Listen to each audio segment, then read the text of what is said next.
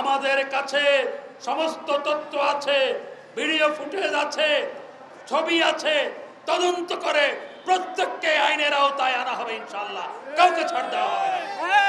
এই আন্দোলনের সুযোগ নিয়ে বিএনপি জামাত সন্ত্রাসী জঙ্গি গোষ্ঠী তালেবান ভাবাদর্শে যারা উজ্জীবিত সেই জঙ্গি গোষ্ঠী তারা নরসিংদীতে তারা কারাগারে হামলা চালিয়েছে এবং সেখান থেকে 9 জন জঙ্গিকে তারা ছিনিয়ে নিয়ে গেছে এবং অস্ত্র লুট করেছে।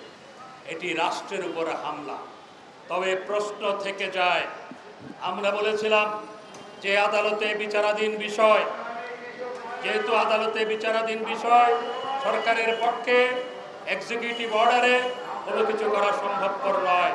আদালতের মাধ্যমেই এই কোটা সমস্যার সমাধান হবে এবং সেই প্রেক্ষাপটে মাননীয় প্রধানমন্ত্রী জাতির উদ্দেশ্যে ভাষণ দিলেন এবং জাতির উদ্দেশ্যে ভাষণ দিয়ে তিনি বললেন যে এই কোটা সমস্যার সমাধান যেহেতু আদালতে সর্বোচ্চ আদালতে বিচারাধীন, সেই কারণে আদালতের মাধ্যমে এটি সমাধান হবে, শিক্ষার্থীরা হতাশ হবে না।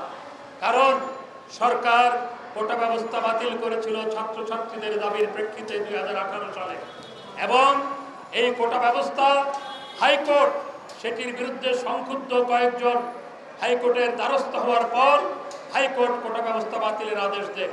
সরকার সাথে সাথে হাইকোর্টের আদেশের বিরুদ্ধে আপিল বিভাগে আপিল করে সেটিকে স্থগিতাদেশ আনে, অর্থাৎ সরকারের যে আদেশ 18 সালে সেটি বলবৎ ছিল। এরপরও কেন ছাত্রছাত্রীদের ভুল বোঝানো হলো?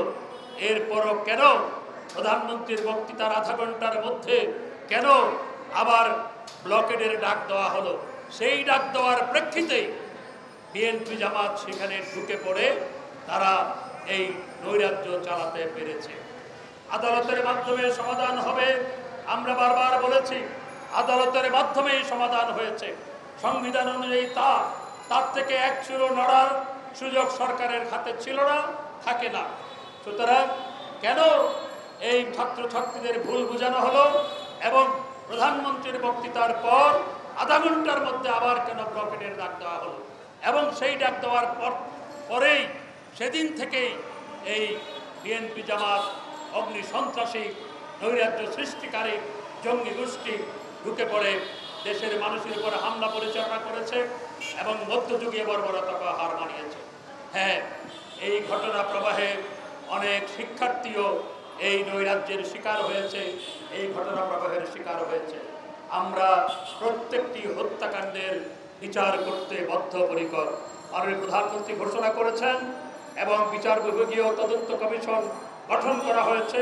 সেই তদন্ত কমিশন কাজ শুরু করেছে এবং এই তদন্ত কমিশনের অনুসন্ধানের মাধ্যমে যারাই অপরাধী বলে শনাক্ত হবে তাদের বিরুদ্ধে ব্যবস্থা গ্রহণ করা হবে এবং আমরা প্রত্যেকটি হত্যাকাণ্ডের বিচার করতে বদ্ধপরিকর।